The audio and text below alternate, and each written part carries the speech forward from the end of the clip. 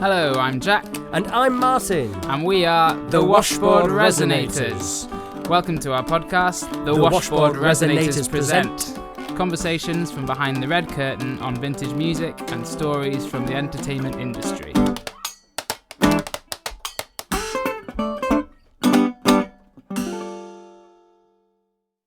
Welcome to this week's Washboard Resonators Presents, and this week we've got a very interesting Bristol in the UK based jazz man, a young chap called Jack Calloway. Now, Jack Amblin, can you tell us why Jack Calloway is a fabulous and interesting person and why we're talking to him? Well, we both met him, haven't we? And he's quite an eccentric young British man, and he's well, I don't really know. I think he's got a lot of superlatives after his name. Really, you can see he's a vocalist, dancer, tap dancer, clarinettist, pianist, tik-tok star, which is probably the first time I'm ever going to say this on this podcast. Maybe the last time I'll ever say it. What's TikTok? Radio presenter, band leader, any other things you want to add to that? Snappy dresser. Well, is a promoter, is a world traveller, he puts on his own concerts with big bands and stuff. He is just fascinating and endless. So, let's get to it.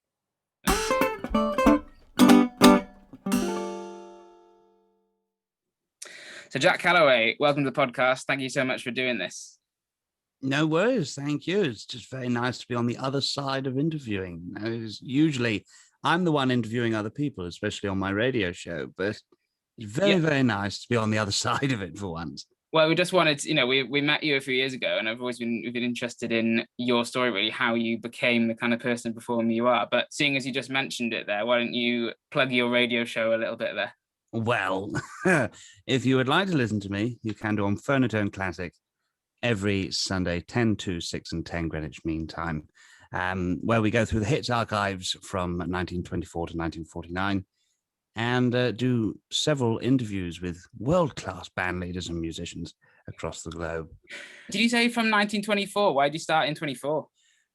Well, that's as early as my record collection begins. I'm trying to go earlier than that, but there's only so much room in the flat that we can keep all of the 78s. And trying to find, putting the extensive research into the hits archives from those sort of chronological years is a lot of work to do. And as much as I would like to sort of buy job lots of 78s for pre that time, they become a bit more rare, I'm finding, pre-1924. And yes, the expense goes up as well. I've just started collecting 78s, and to get the good stuff, it's crazy expensive, isn't it? And also by the label as well. Some songs were released on Columbia, whereas other ones were released on OK Records. And if you get the OK one, it's usually cheaper than the Columbia one. And I don't often understand that. It's probably all about serial numbers and things like that, although they were probably released 1 year apart on each label. So it's a bizarre thing, is all that, for sure. Right, so Jack, you're a young chap. Are you you still in your 20s, I believe? I am. I'm 26, born April 1st, 1995. God. And as Martin said in the intro, are you a Bristolian from birth? Yes, I've been here for quite some time now. I've traveled quite a lot in my younger years, but it's just easier to say that I've grown up in Bristol. So okay. Well, let's go back right to the beginning. So, did you play a number of instruments, I believe? But what did you start out on, and when did you first get interested in music? Well, I've always had a very keen interest in music from a very young age and was never particularly pushed into music. And dare I say that it's my pure rebellious streak is why I am the musician that I am today. I was blown away by piano when I was about 4 years old. And I was brought up by my grandparents, and as often as I can remember, they were obsessed with TCM, Turner Classic Movies, which is a wonderful channel where they just played old silents and westerns and things that. And every now and again, they would have the Three Stooges, or they would have Laurel and Hardy. I remember seeing Way Out West. That was a very fond memory of mine. seeing Way Out West with Grandma. And just the style of music in that, I was absolutely obsessed with. Not to mention that she had a very impressive collection of records of like Nat King Cole and Dean Martin, which were great influences of mine. And then she just went earlier and earlier and earlier. And she had lots of Noel Coward, which eventually I started to just replicate the voice the more I would listen to it. And along with several other of her records and everything, and they all merged into one. And thus I grew an identity that just linked me to both my grandparents and these old records. Yeah, that's really interesting, even that in itself, because people tend to absorb the surroundings and your siblings and your family and stuff like that. But yeah, if you're brought up in that surrounding, that's what you're going to absorb. So that's really interesting. So you said you were enchanted by the piano, but did you start playing that? Was that your first instrument? Very naughtily, we had a piano which was purely for ornamental purposes that I wasn't really allowed to play. Music was always described as a beggar's profession. Like, go and do something proper with your life. Music is a beggar's profession.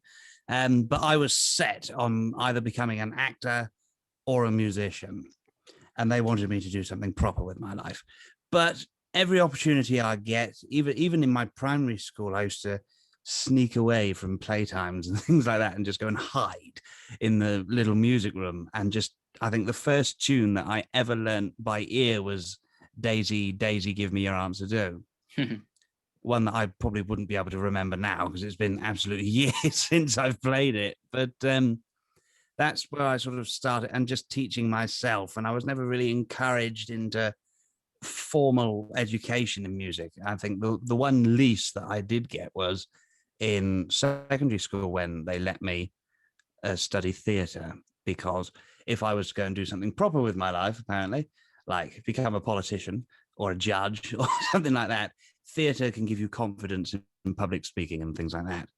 And then I just, because all I knew was this comic style of acting from Buster Keaton and Laurel and Hardy and the Three, that's all I ever wanted to do. Yeah.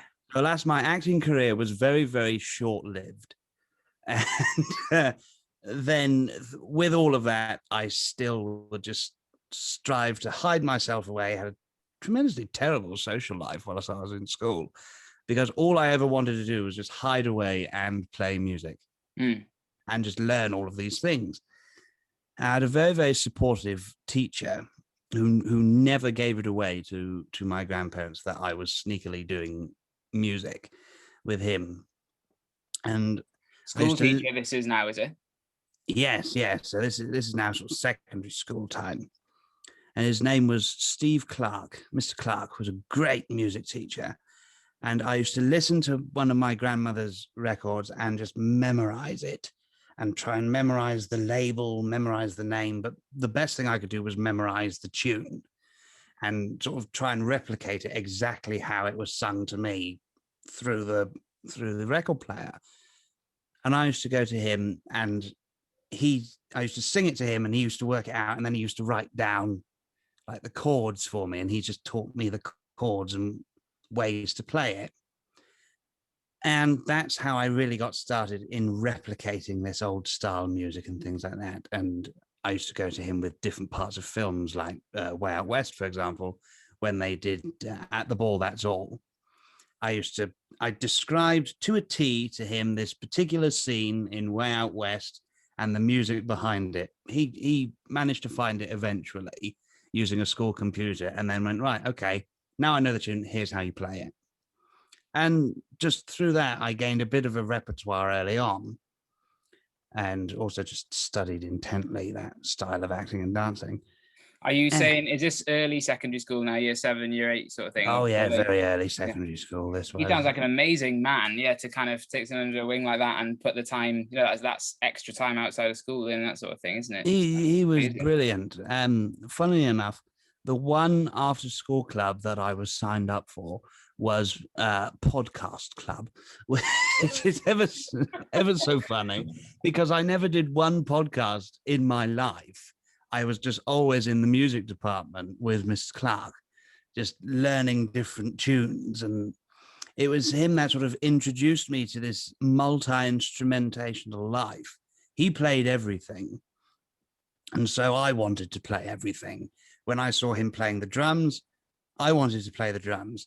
So he sort of helped me along by giving me a few drum lessons here and there.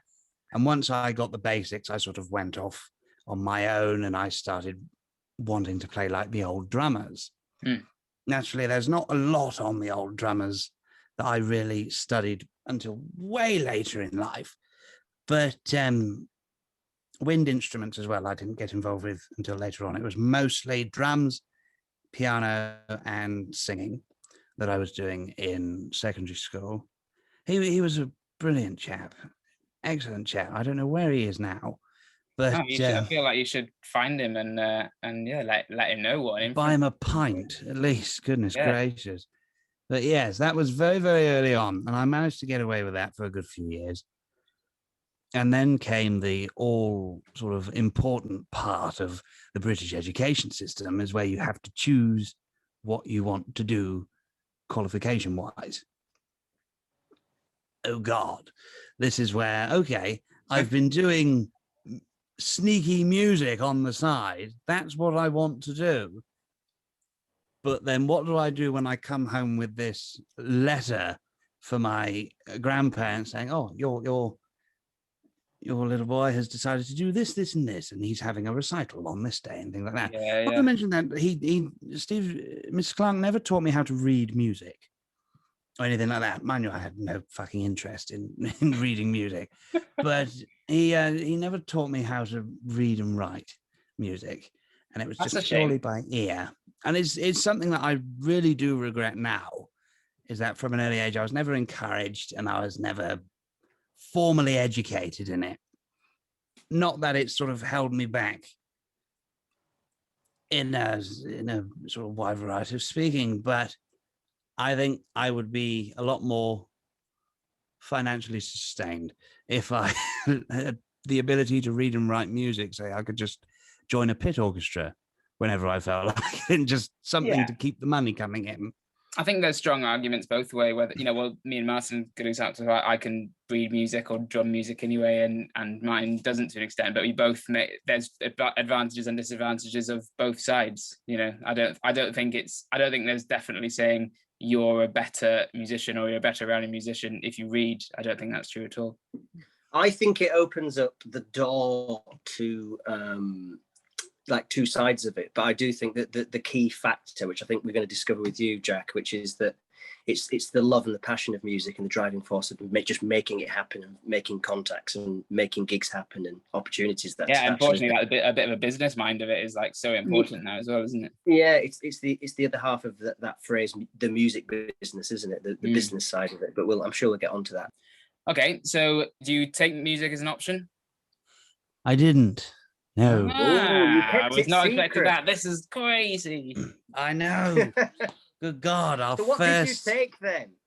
So I was allowed to take theatre. I also did politics and history and linguistics. It was terrible.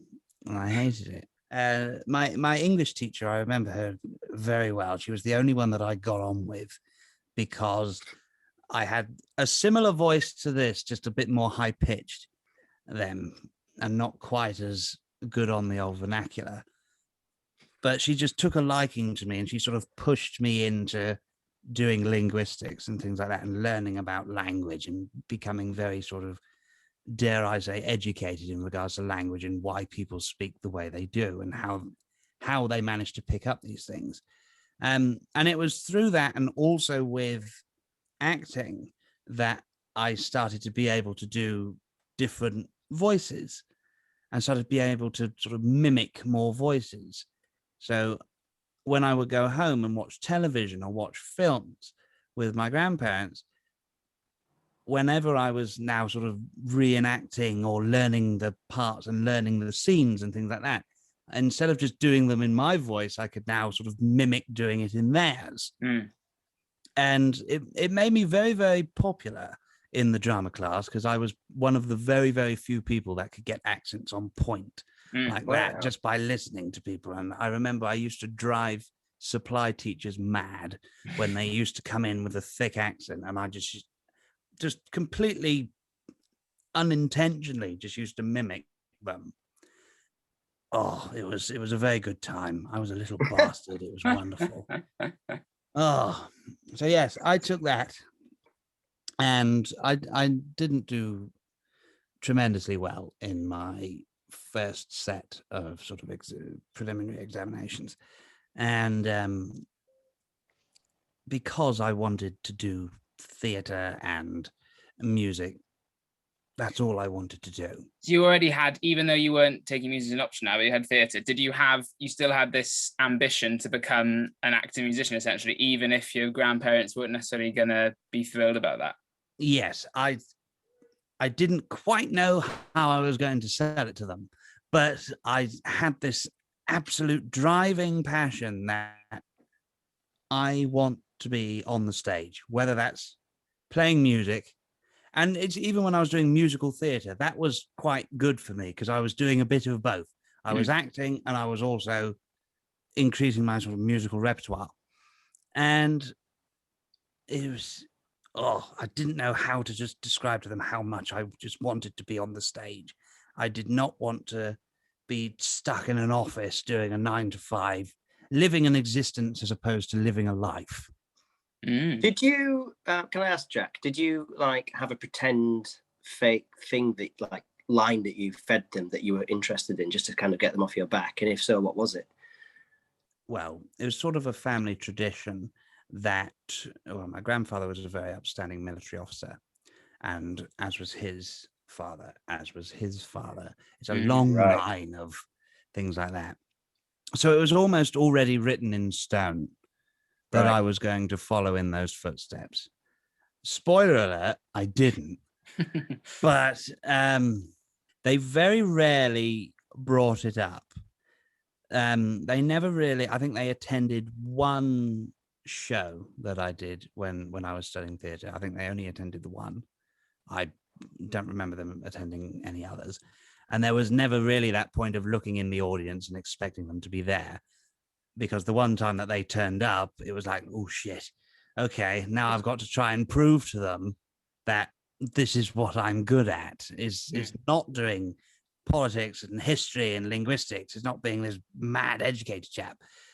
I want to be an entertainer. I was put here to entertain.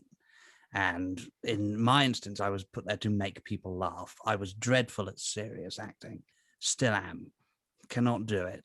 I was put here to make people laugh and make them leave thinking, I feel so much better about myself and about life in general now.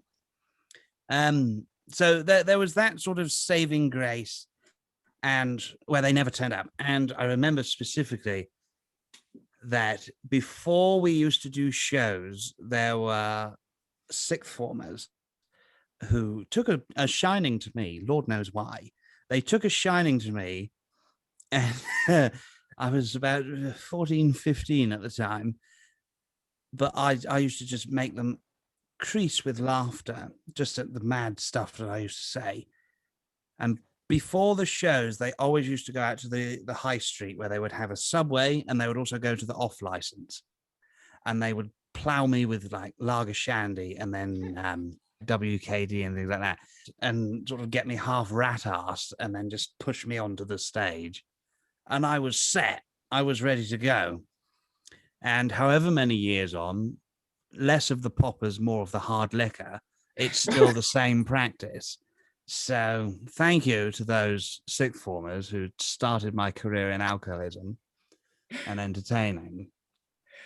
Okay, what happens at the end of school? At the end of school, I get my qualifications. They weren't tremendously good. The best ones that I got were in English, in history, and in theatre.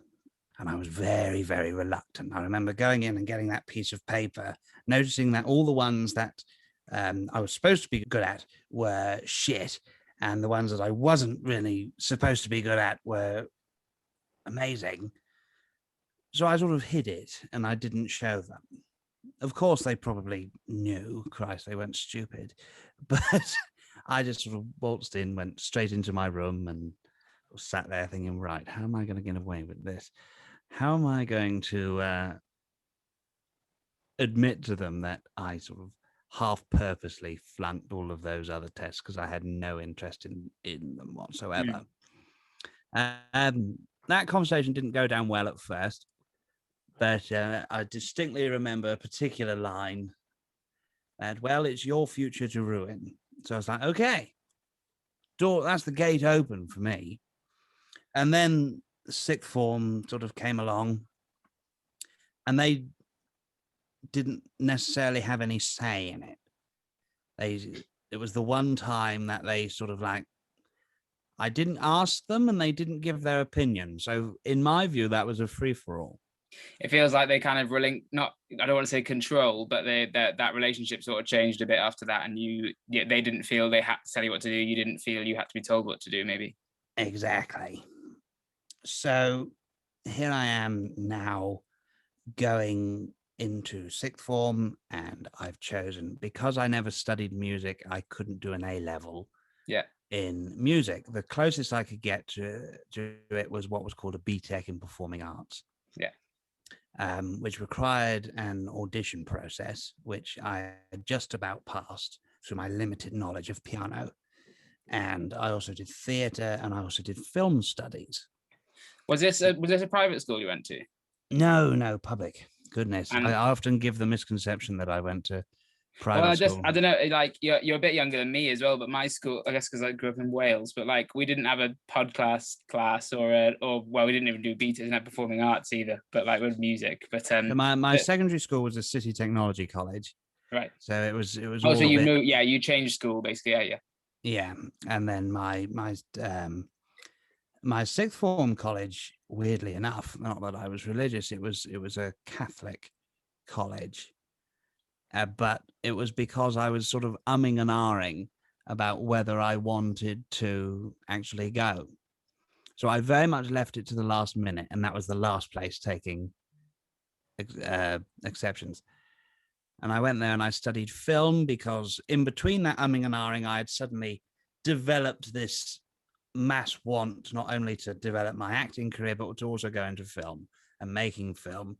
Of course, me being me, it wasn't to make modern films. It was to recreate the classic silver screen films.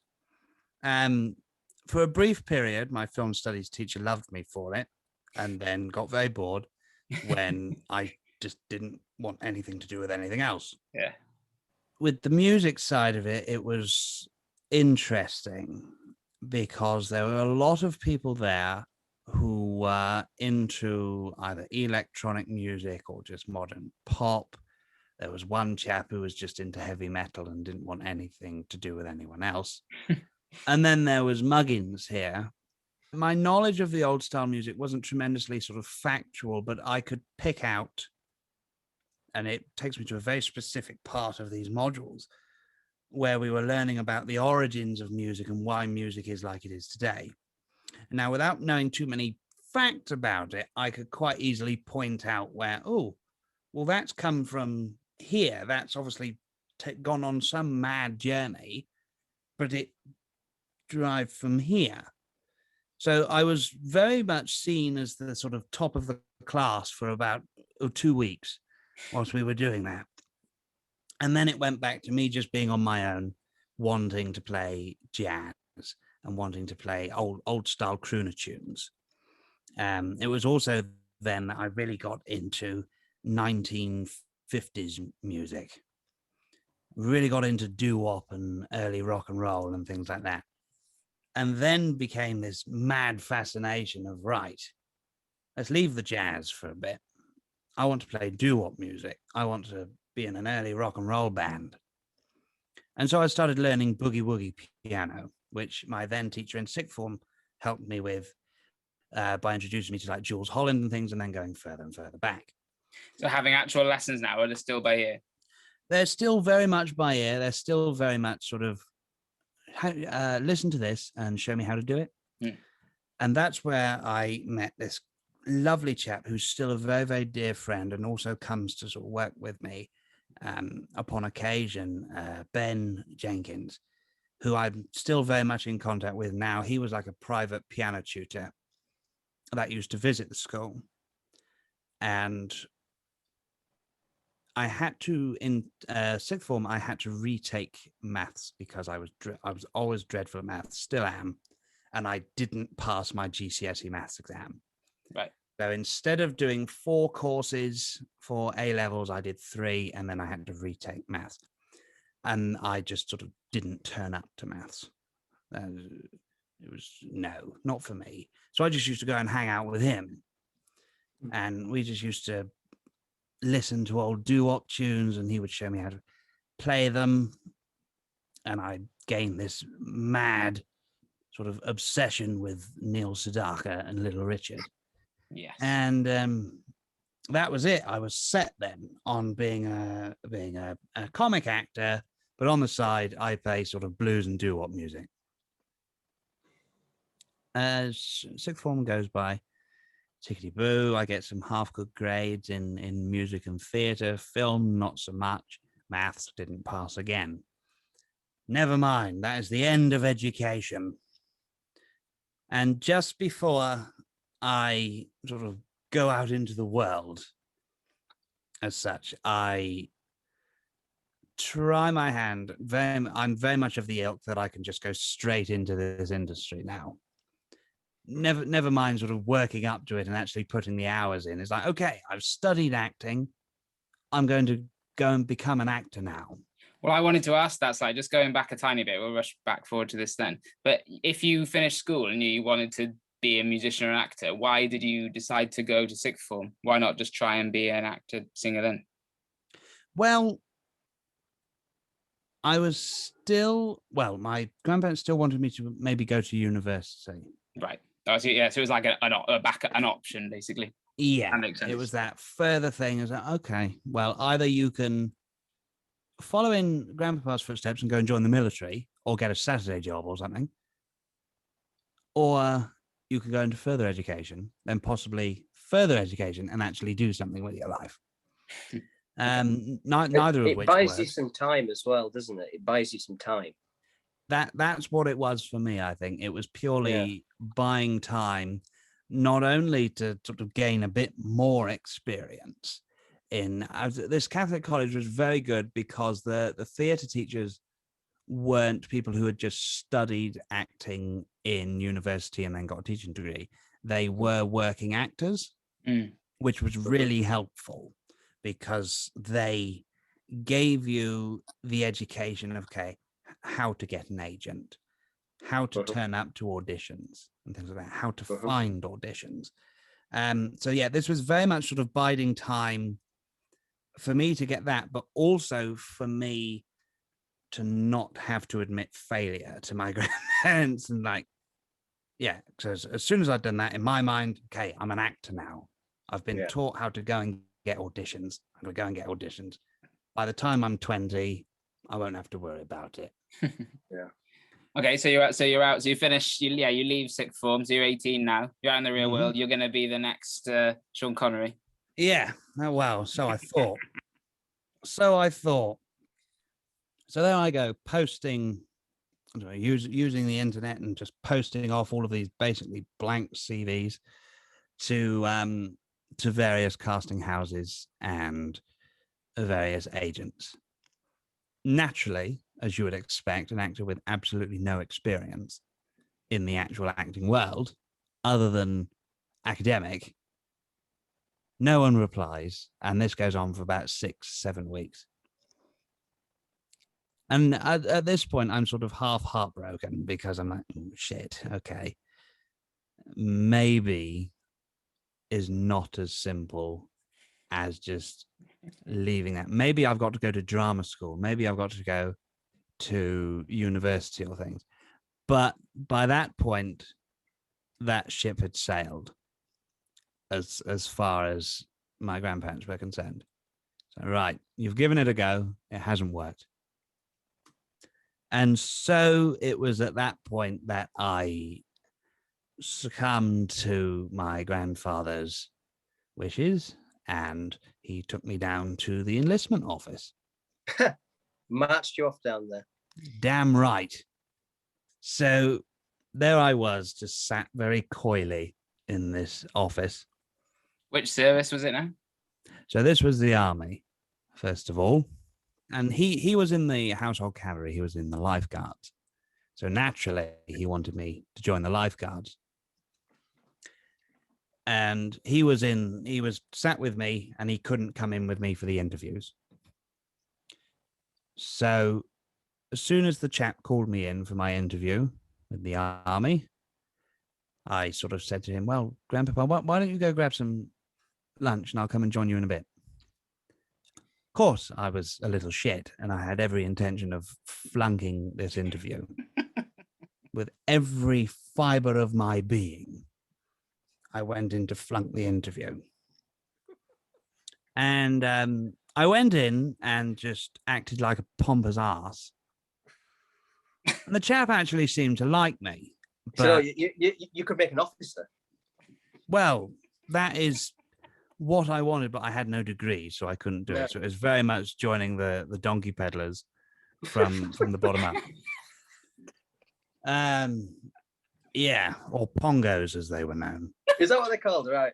So yeah, the pongos. So am I gonna have to cut this bit out? Or we fine? No. Anyone with a bit of military knowledge will know what a pongo is. Goodness. Anyway, so you go in for this interview. Go in for the interview, and it's a complete fucking shit show. I'm being a pompous ass, just doing everything in my power to make this guy hate me and think, no, we don't want you in the army. But then he comes out with a very interesting line, which now that I think about it, it could have meant something very, very different. But to me, it was also a bit of a sort of up yours, Grandad. I can do what I like now. He said, I don't think you're right for the army, son. But you may do all right in the Navy. Looking back on that now, that may have been an insult. You know, that may have been him saying something very different, which probably we can't get away with now. But it's not politically correct. No. And it's some prime foisting or whatever. It's just foisted you off. Yeah. But I didn't obviously see that at the time. I thought, right. Well, okay. So I went across the hall and knocked on the door of the Naval office. And they got me an interview for the next week. So I went to go meet Grandad. I went, I've got another interview next week. They've told me to come back. Not mentioning that I haven't got into the army. No, I'm not going to say that Grandpapa was never sort of proud of me or anything like that. But it was a different kind of proudness that he showed me at that point. He's like, right, there we go. Now you're going to become a man. You're going to do your service. You're going to do what's in the family tradition. And then you can go off and do whatever you want. But this is what you need to do first.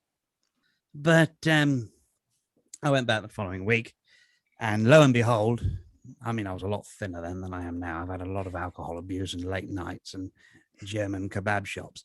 But I went back, and there it was, the Naval office, and I was met with these two officers.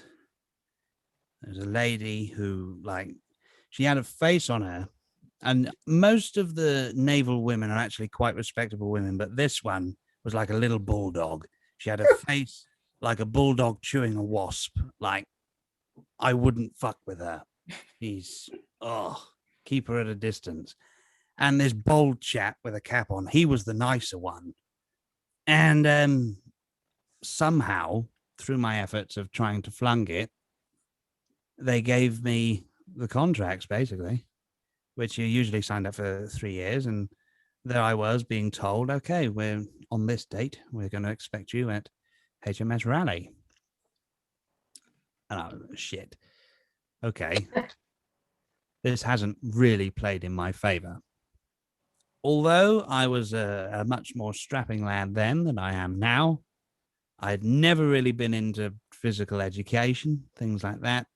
I mean, I'd never been on a run really in my life. I was just brought up outside on my bike and used to go out and play all day and then used to come home and have a good hearty meal, things like that. And that's often the best way. But all of a sudden, shit, I'm in the Navy now. Oh, good God.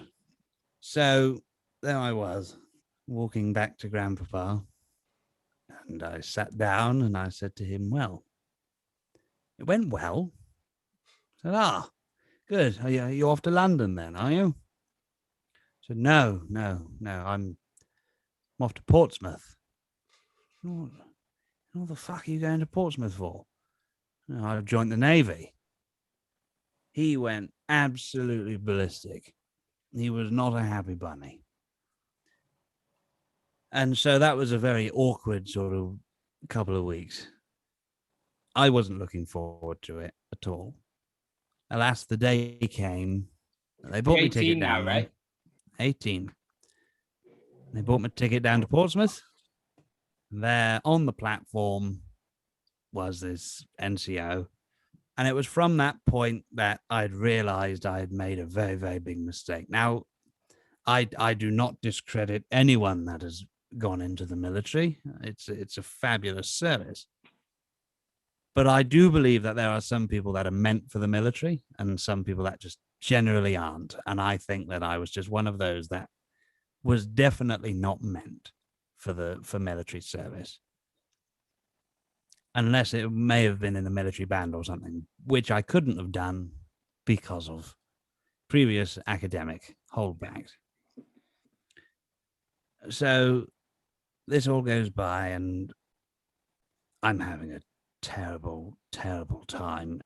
Usually you hear of these stories like in the military that there's a mass sort of family feeling between everyone that you're training with. I was still always the odd one out. I wasn't included as such.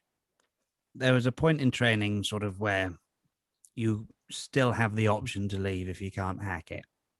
Or past that point, you're sort of in there, you're contracted for 3 years, as far as I was understanding. And I left it till that sort of final day. And just constant being always on the sideline, not being the one that was included, not necessarily having anyone to talk to. And I definitely wasn't going to be calling up any of my parents or anything, because you weren't going to get any constant or sympathy from them. No. So I left. I threw my hat in. And it was one of the most sort of defeating moments there and then, because I thought, well, fuck, what am I going to do now? Because they don't necessarily give you a free trip back to Bristol. So, okay, well, there's the door, grab your shit and get out. And you're still marching up until the point where you get to that gate and they're like, right, off you go. You're on your own now. And there I was in Portsmouth, with basically fuck all to do, a little bit of money in my pocket. Luckily, that money was just about enough to get a coach, not a train, back to Bristol. And here I was, back here. And, right. Tried what they've wanted me to do. It's not working. Now I'm going to do what I want to do. And I want to go to London. If there's anywhere that I need to be as an actor, as a musician, as an entertainer, I'm going to move to London. And I very, very shyly went up to my grandma and sort of said, it didn't work. Don't tell Grandpapa, but it didn't work. But I'm not going to stick around. I want to go to London. But I really think that I can make it in London. So she gave me just enough money to essentially rent a bedsit as such. It was the shittest room that It I've was ever only come across. £2 million. Well, yeah. So she gave me about 2 months worth of rent for this room. 3 million. Basically, it was in Camden, which was already a pretty strange place. There's me essentially thinking that I'm going to be living in Kensington. No, very, very much not. And she had a friend of a friend that worked in sort of around Leicester Square area. And she said, well, go and see this person and they might be able to find you some work. So I went there. There was no work available. And then somehow I ended up in Angel in Islington at a blues bar called Round Midnight, which isn't there anymore. Yeah. And there was this great blues band on, and I just happened to be sat next to someone who worked in the vaudeville theatre. Wow. And I just got to talking with them at random. I think I knocked a drink over or something, and I offered to buy them a drink again with what little money I had had. As you do when you knock over someone's drink. And then you know how you get talking and you start to, well, what brings you up here tonight? Well, I've only just really got here. Can't get any work in the theatre or anything like that. He goes, oh, well, I work in the vaudeville. Oh, that sounds right up my street, vaudeville. So I got a job sweeping floors at the vaudeville theatre. And that was my in, really. It's amazing. And of a night time, there was a few joints that I used to go to. At the time, there was the Soho Burlesque Club, which was a favorite of mine. Used to go to various jazz gigs. Not playing now, or just kind of sitting and watching and chatting and networking. Sitting and watching, yeah. And I was at the Soho Burlesque Club one evening, and there was a piano at the side. It looked fucking battered. And I just happened to walk up. There was no one on at the time. It was just before the show started. And I said, does anyone ever play that piano? And this was to one of the bar staff.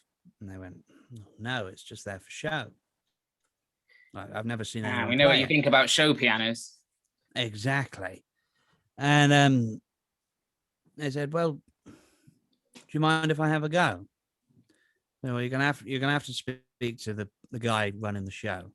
So, well, please, yeah, I'll be happy to speak to him. And that's when I really got my first taste of music as a businessy type selling point. Bearing in mind that this is not something I would ever recommend anyone else to do. This bloke in a very nice suit came up to me and said, you're the guy inquiring about the piano. I said, yeah. Do you want some free entertainment? In London, no doubt. I've just offered my services for free. But yet again, this is going to be my first time really performing in the outside world. She's like, yeah, I'll take some free piano. Are you any good? Well, I don't know. I'll give it a go. And I went up and I just started playing some old sort of like Western-y style blues and things like that. And the people were really getting into it.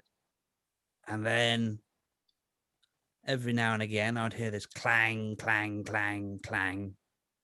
I looked around and someone had put the tip bowl out. And I was actually making tips and making money. And then along the side, there were drinks lining up. I was like, whoa, hang on a minute. This feels great. How come no one told me about this? And at the end of that, the guy in the suit comes back. He went, you're pretty good. How are you fixed for Friday nights?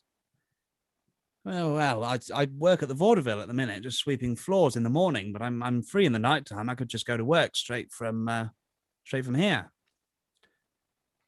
I went, okay. Come along on Friday night and we'll see how you do. And I went there Friday night and he said, right, between every act, we're not going to put any music on. We're going to let you go. And so I was like the play me out Johnny boy. They didn't pay me money.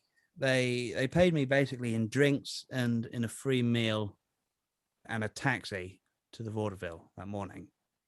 It was an all-night gig, was it? Pretty much. Yeah, until at least 4 a.m. Although that sounds like perfect to cut your teeth. You know, I don't agree with people playing for free either, but like that sounds perfect to cut your teeth, and also just a very old-fashioned way of doing it, which I imagine they would have liked at the bar and you would have liked. It was what I like to say is that I think it was authentic. It sounds like something out of a Hollywood film, does this? Just like you're just finding your way and falling through the cracks so you find where you want to be. It's beautiful. I'm sort of just botching my way along, as I like to call it, not really knowing what I'm doing. Bearing in mind, I'm still in the bank of grandma at the minute and earning not a lot of money from the vaudeville. So I do that for a couple of weeks. On the second week, they go, how about you come on the Saturday as well? Great. Yeah, I'll come on the Saturday as well. Third week. Okay, now you're going to do Thursday, Friday, and Saturday. And I did all three. Didn't really change the repertoire. I think I didn't have a piano in my flat. And like the only time that I would be able to practice would be there. And eventually the money dried up from Grandmama, and the rent was pretty much due. And she's like, well, no, I was expecting you to be able to finance yourself now. So I thought, well, this has been great, but I think I'm ready to go and do it on my own. I wasn't, but I was of the impression that I was. It's like, right, well, seeing as my rent's running out, I need to go and make my own thing of it.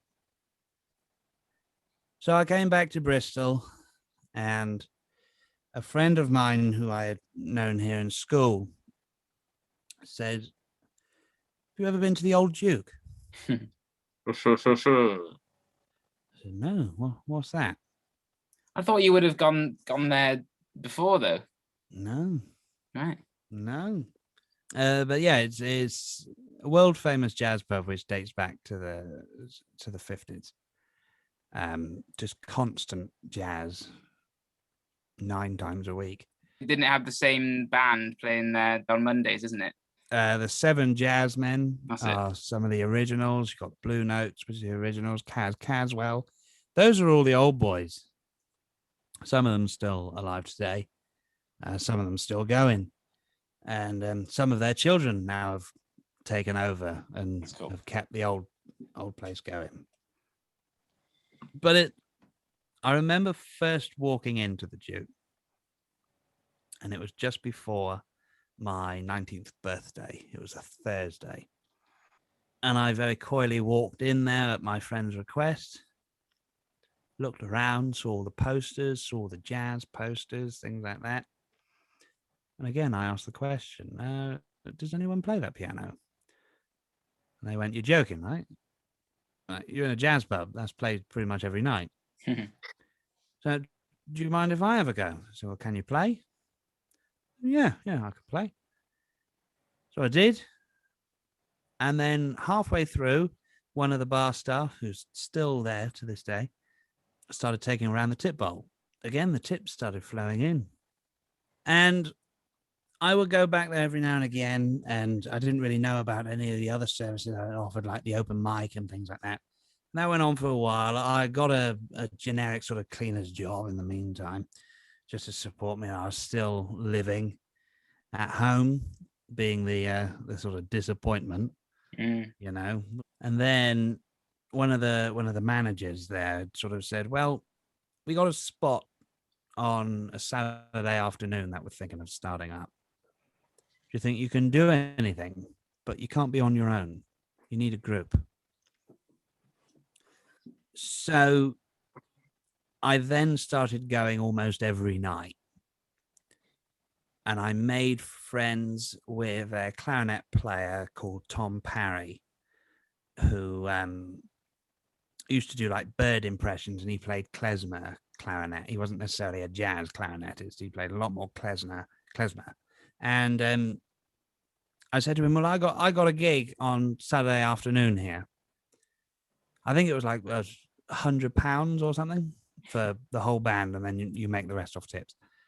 So I was like, well, we'll split it 50-50, and then we'll go from there. It's like, cool, do you want a bass player? It's like, yeah. It's like, well, what do you know how to play? I was like, well, I don't know. Give me some tunes. And he gave me these recommendations of tunes and things, and some of them were a bit more out there than others, but I managed to get the gist of quite a few of the standards, like All of Me and things like that. And this bass player called Henry Edmonds turned up as well, and that essentially at that point on that Saturday was the first ever Jack Calloway band that had formed. Because from there, I got their numbers, and then anytime I had anything on at the Duke, those would be my go-tos. It's like, well, I think I'm ready to make a go at it. It's like, right, we need a name for ourselves now. This is long before Jack Calloway came along. It's like, well, what style of music do you play? It's like, well, I start with 1950s music, but I really like music of the like Prohibition era as well. And there you go. It's the Prohibition Jazz Band. It was born, my first jazz band. And then we just started, the only gigs that we had were these Saturday afternoons at the Old Duke. And that turned into a bit of a jam from there. And we just invited all these other musicians, and I kept making all of these contacts and things like that. And that went on for quite some time. Do feel free to intervene if I'm just rambling on, by the way. No, this is amazing. I could listen to you all day. It's amazing, this story. It's just fascinating. Why don't we push forward a little bit, Jack? Because what I know of you, like when we first met you, yeah, you're a bit of a larger-than-life character in the Duke when we first met you, when we were playing a gig there. But I knew you as a clarinet and a dancer as well, and a tap dancer. So are they all self-taught things as well, just instruments of the era that you like? Yeah. So it was through Tom, who I had met at the Duke, that I heard him play clarinet. And I was walking home one night, and as I was walking home, I lived in a pretty dodgy part of town at this point, with my mum, who we have a very on-off relationship with. But that's fair to say that relations had gone a bit sour in the other household. So I was walking home through this dodgy part of town, and there in this skip was something poking out. I just happened to look at it. What? I was like, that kind of looks like an instrument. Are you confusing your life for a film a minute, Jack, or is this actually happening? Bear with it, because it's not as glorious as you might think it is. I rooted through this skip and found half of a white plastic children's beginner clarinet. Couldn't find the other half, but I saw the make of it on the bell. So I chucked that back in the skip, went home. What little wage that I had left from my cleaner's job, went on the internet. I went on Amazon, and it was like a £70 clarinet. It was pure shit. So no, the one in the skip was not the one that I used, but thank God for that, because I would have needed a shot after that. But I managed to get the make of it, and that's how I started playing clarinet. It was just on that terrible instrument, and there are still pictures somewhere of me with a bright white clarinet, and it is the most disgusting thing in the world. So did you take lessons? Did somebody show you a few things, or did you just get going with it? I just started really paying attention to YouTube and playing along to things. Mm-hmm. Like to this day, I still haven't really got a clue what I'm doing. It's muscle memory. Mm-hmm. And it wasn't until about 5 years ago now that I actually took it seriously and got a proper clarinet, which was like from the 70s. And then in 2019, when I went over to New York, my idol, one of them, Dan Levinson, invited me to his house. I was gonna push forward to that, but let's do that anyway. So where did this whole thing come from? Was this your idea? I know it's obviously a dream you want to do, to go to America and do it, but how did it all come about? Yeah, so the rest of the Callaway story you can read in my autobiography. It goes on and on. There's a lot of alcoholism in there, but let's push forward. So I in 2018 messaged this lady that I had seen on YouTube, and I'd looked at her and thought, I'm going to marry that girl one day. And she was amazing, beautiful singer, gorgeous.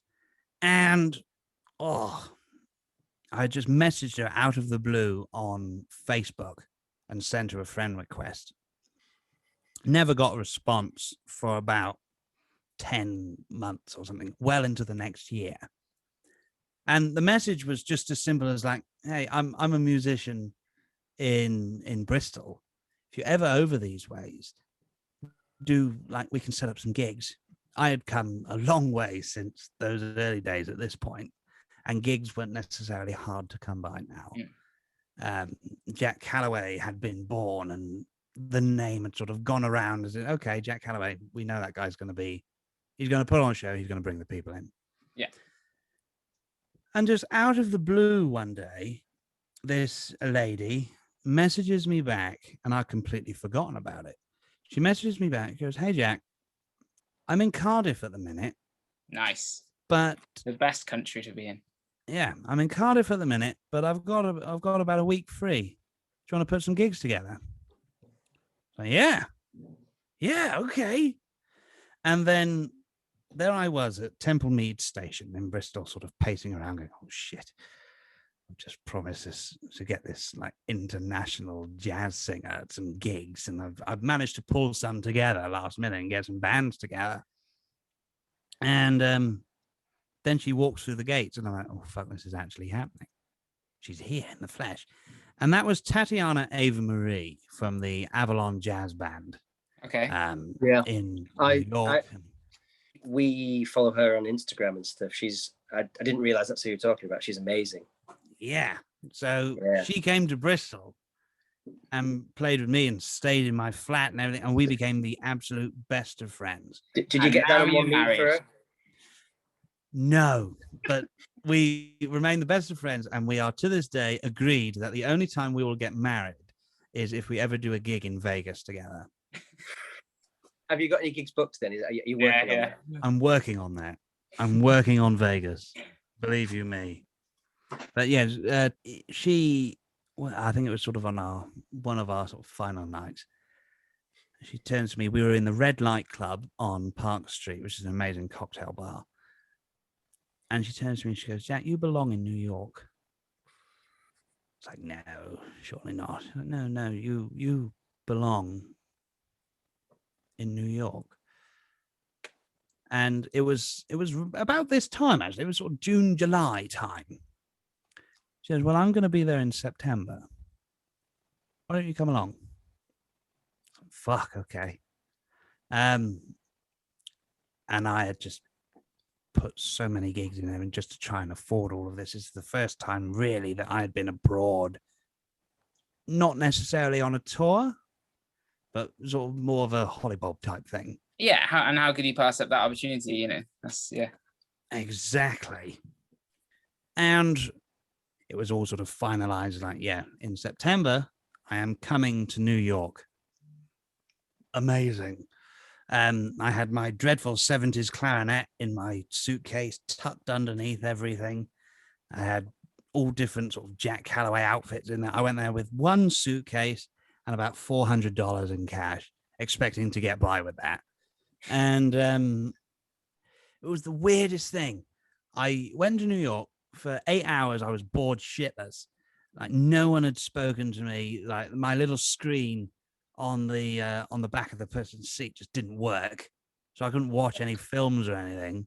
So I was just sort of sat there twiddling my thumbs for 8 hours, just watching the Atlantic Ocean go by.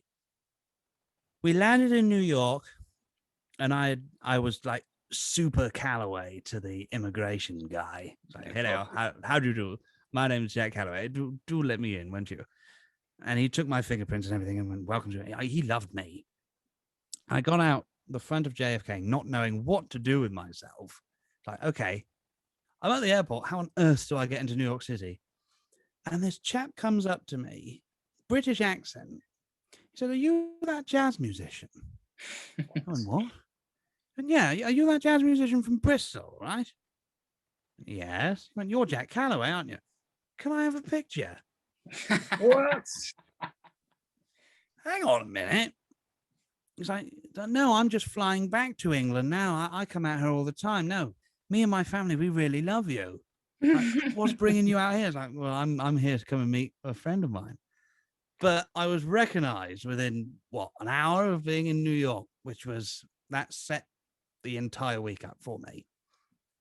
Managed to get a coach into New York and met Tatiana down in sort of lower Manhattan. And that is when she took me to meet someone who I had idolized for years. I'd idolized her for years, but this is really someone that was like God. I think he is to a lot of us here into this music, but I'll let you introduce him. And that was Vince Giordano and the Nighthawks. I love Vince and what he does. And I was first introduced to Vince purely through Boardwalk Empire. And then I just searched more of him and found out that he is just God as far as old-timey music is concerned. And she took me, it was the ear in first, but then we went to go and see Vince, and that was just the absolute highlight. Tatiana had stitched me up that night, which was great. I turned up and I had this amazing meal and had a drink in my hand, and I was there just contemplating life, thinking, oh my God, I'm sat here. Like, my table was here and Vince was there. The band were playing, and I'm just sat here like, I'm here with Vince Giordano, just there. And I went to the bar to grab a drink, and Vince does his usual sort of spiel over the microphone. He goes, and we're joined by a band leader from Bristol called Jack Calloway. And this spotlight comes round to me at the bar, just grabbing a pint and paying for it. I'm like, what? And Jack, why don't you come up here and play a tune with Tatiana? So Tatiana obviously messaged Vince and gone, you need to get Jack up. And we played East of the Sun and West of the Moon. Nice. Not my best solo or my best clarinet, because I was absolutely shitting myself. I was stood there shaking. I'm like, oh God, I'm about to play in front of Vince Giordano. I might cock this up.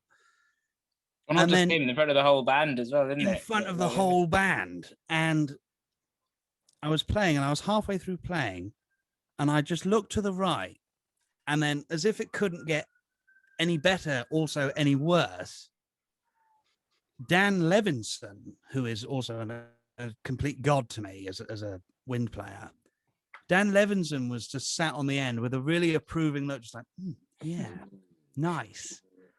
I was like, whoa, hang on a minute. Oh no, Dan's here as well. And then you look further back and it's like, well, there's John Kelso. Like, what's going on? Why am I surrounded by all of this jazz royalty all of a sudden? And the audience loved it. And loads of Americans then came in and were like, welcome to New York. That was amazing. So nice to meet you. I can imagine you in your element there. I was. Yeah. I felt like a damn princess. It was almost like being the queen. Like just going along and shaking all of these people's hands. I didn't have not a clue who these people were. And then I just got to talking to Vince afterwards. He said, why don't you come by tomorrow night as well? Whoa. And I went by the next night, said hello to Dan again, hello to Vince. Got to talking with Dan and talking with Vince, and Vince said, well, give me a call tomorrow morning. I said, sure, okay. And Dan pretty much said the same. I called them both, and Vince was first. And Vince, well, why don't you come down to Brooklyn? Come and have a drink. So I was on the subway over to Brooklyn. It's like, what is this? His house or something you're going to now?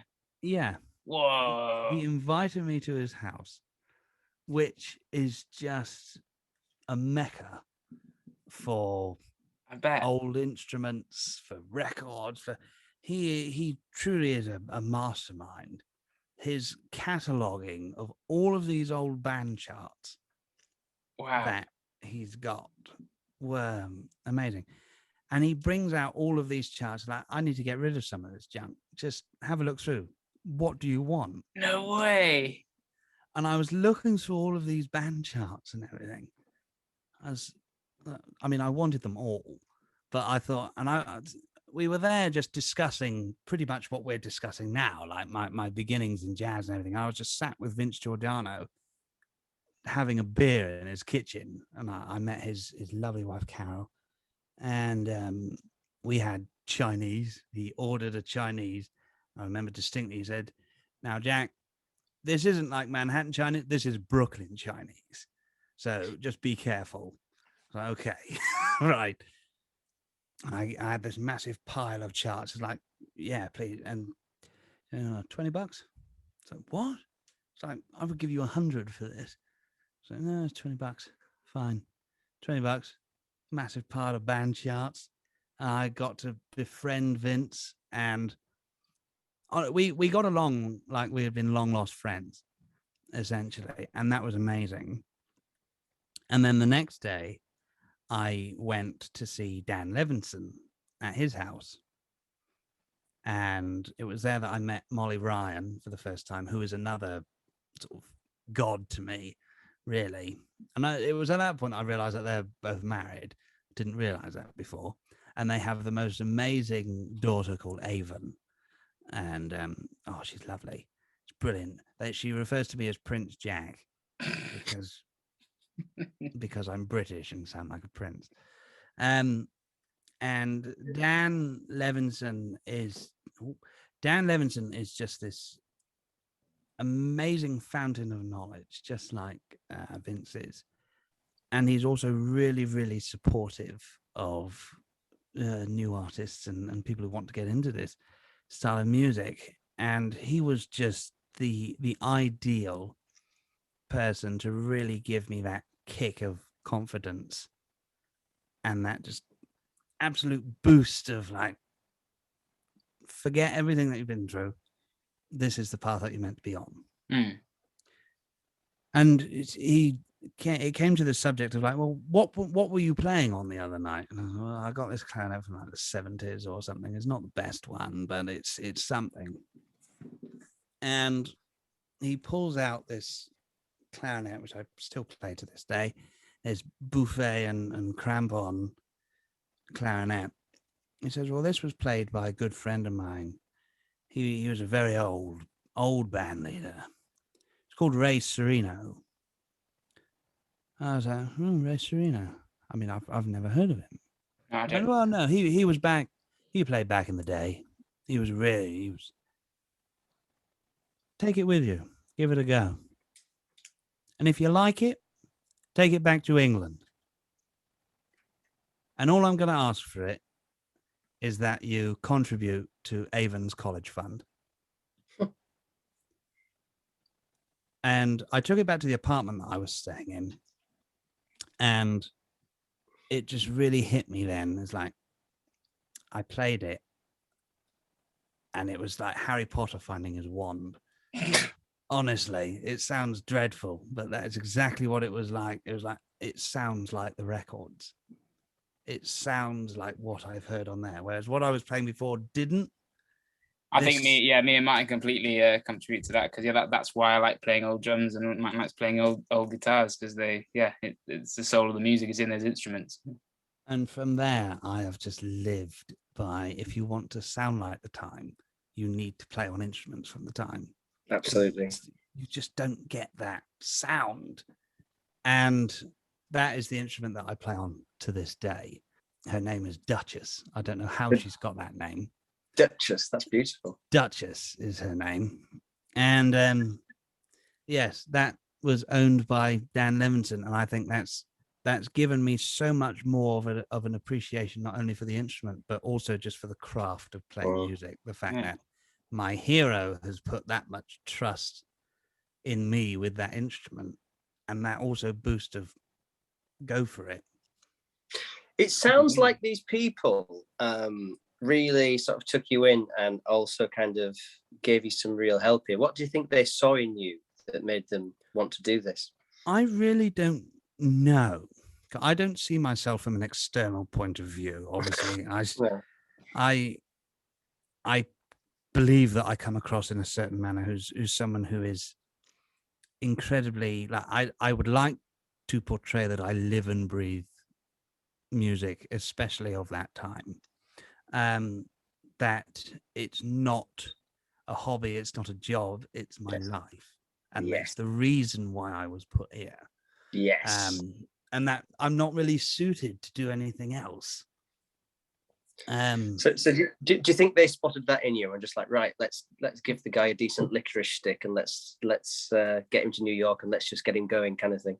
I hope so, but from what I hear also from old jazz musicians here is that sometimes what they see is like, okay, this is the person that's going to carry it on.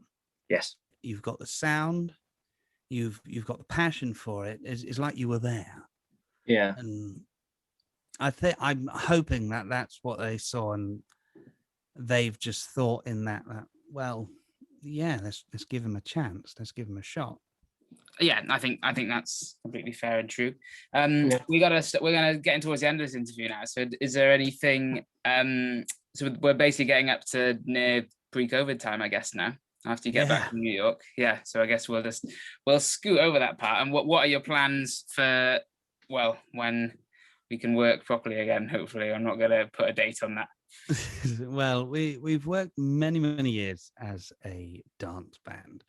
And as much as being a dance band has been fun, my beginnings, as you heard earlier on, was in cabaret. And what we're doing now is we're turning our gigs not just into musicians turning up, filling up the car with booze, getting paid and going home. We are turning it into a show. I'm trying to get together a directory of different artists, different acts and things like that, so that I can give an authentic speakeasy supper club feel to any of my shows. My absolute dream is one that I will chase probably till the day that I die, whenever that's going to be, is to own my own cabaret and burlesque club. Yes. Callaway's. Well, it was originally going to be called the Callaway Club, but when I was in New York, someone referred to me as a hepcat. He said, that guy is a real hepcat. Yeah. And that stuck. And that's why, like, some of my handles on social media, like Hepcat Callaway and things like that. Yeah. The Hepcat Club. Yeah. Let's go to the Hepcat. And now I've got this amazing idea that I'm going to have a big band, cabaret, supper club, cocktails, jazz, debauchery, the Hepcat Club. And it's just, that is my dream, to be able to do that. We'll look forward to going there one day, I'm sure. Yeah, so you segued perfectly there, because I wanted to ask you about, I think you're the only person I can imagine that I've got on my list that is, I think we can call you a TikTok star, can't we? Well, it wasn't, I was supposed to be told when I was getting in too deep, and I think I've got in too deep. I started, well, by the request of a friend, I started TikTok purely as a joke, and just did one video, just put something on there, and it blew up and went mad, and it's just been a rolling thing from there. I don't really know what I'm doing with it. I'm not the most savvy person when it comes to that. But it's only taken, 8 years of professional entertainer? And all I had to do was swear on the internet, and then you just become like TikTok famous. Like, what on earth? But yes, it's a fun old ride, I suppose, and it's done wonders actually for the other social media platforms, like bringing in traffic to them. And well, I think I had a quick look earlier. I think as of today, you've got 183,500 followers and 2.1 million likes. You know what I mean? So it's pretty amazing. Oh, if only I had that on my other social media platforms. Yeah, or if it translated to any money, it'd be amazing. Well, yeah. Translate it to money. That'd be a 2.1 million. It'd be nice right about now. There you go. Okay, well, something else we always do on these podcasts is just we've got 4 silly little questions that we ask to all of our interviewees. Martin, do you want to start with them? I feel like I've done a lot of talking in this one. Yeah, I'm just trying to listen, and it's just amazing. If you could give your younger self any advice, what would it be? That is a very good one. Forget the Navy. Well, yeah, do that one. I would say something that I still say to myself now: don't worry about not being able to read, write music. Don't worry about not having the formal education in music, because apparently if you show enough dedication to it and you put the work in, it pays off. Okay. Next one. So how would you explain your job to a 5-year-old? Oh God. I would say that I make people happy for a living. Yes. Who would play you in a film of your life, Jack? My God. Yeah, go on. Do they have to be alive still? Of course not. No, I feel as though James Stewart in. would do a good job, but he's American. Maybe Terry Thomas. Oh, wow. Terry Thomas would make not Noel Coward either. Well, Noel Coward would do an interesting. I think Terry Thomas though would just to a T. Excellent. You need to fill in his gap in his teeth, and yeah. Or I just need to get one. The last question then is it's a big, massive, humongous question. So, Jack Calloway, how do you take your tea? Well, it depends on which blend. I knew you were going to say that before you even started. Why we ask these questions. Brilliant. Go on. I usually, like for my generic teas, I take it black and sweet.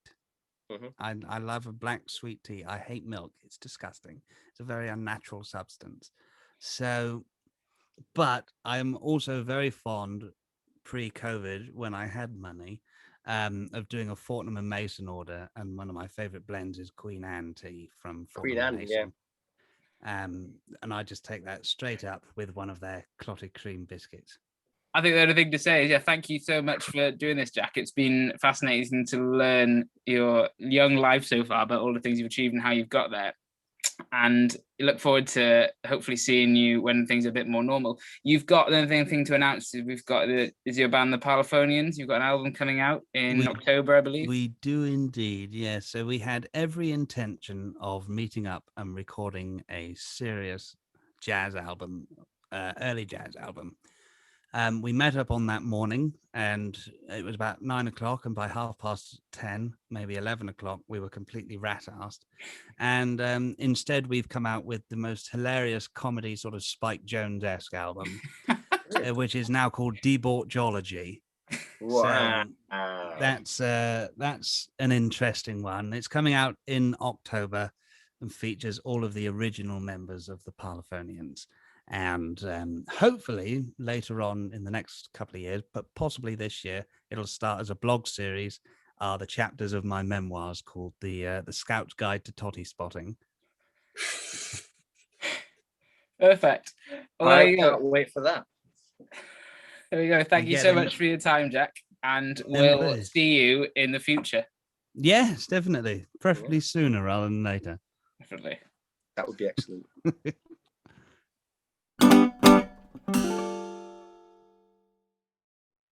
So there we go, Martin. That was the fascinating Jack Calloway. Any thoughts you took away from that?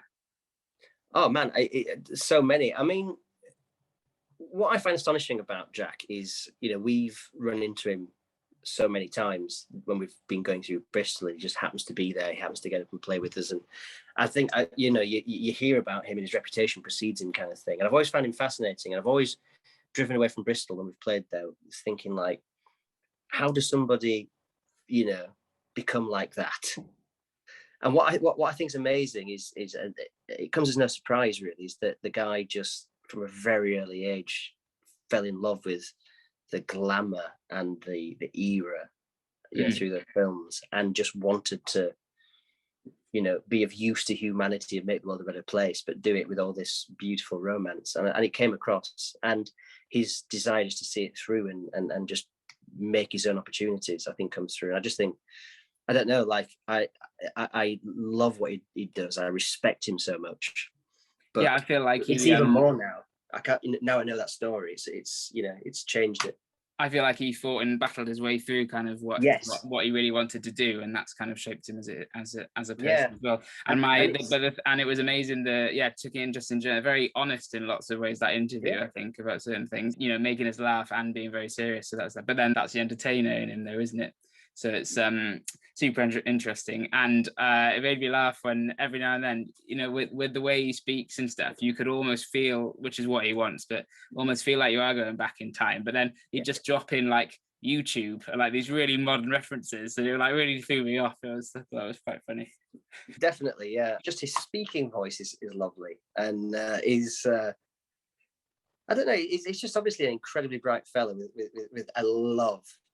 A massively deep love of this music, and I just think, I don't know, I can't wait to bump into him again and share a pint with him. Because we just think about it. We've had 3-way tap dancing tap offs on the stage at the Old Duke, haven't we? And he's jammed with us and had a few beers with him.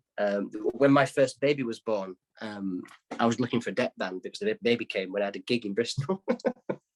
And he was trying to help out and stuff, and I don't know, it's just amazing to see that life. And he's only 28. When we first met him, he was about 23. 26. Sorry, you're right. He said 26, and so sorry, it was about 23 or 22 when we first met him, and I just couldn't believe I was in a pub with a guy on a Saturday. I was 22 that was doing this stuff, talking that way, dancing that way, playing that way, and just I don't know. I think he's an incredible talent, and I hope that comes across in this podcast.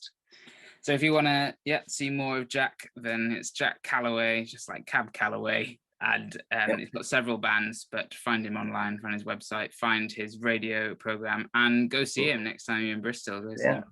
Okay, thank you very much for listening, and we'll see you next week. Thanks for listening to the Washboard Resonators Present. If you've enjoyed this podcast, please subscribe, rate, and leave a comment. And to support our band, please sign up to the mailing list. You'll find the link in the show notes and on the website.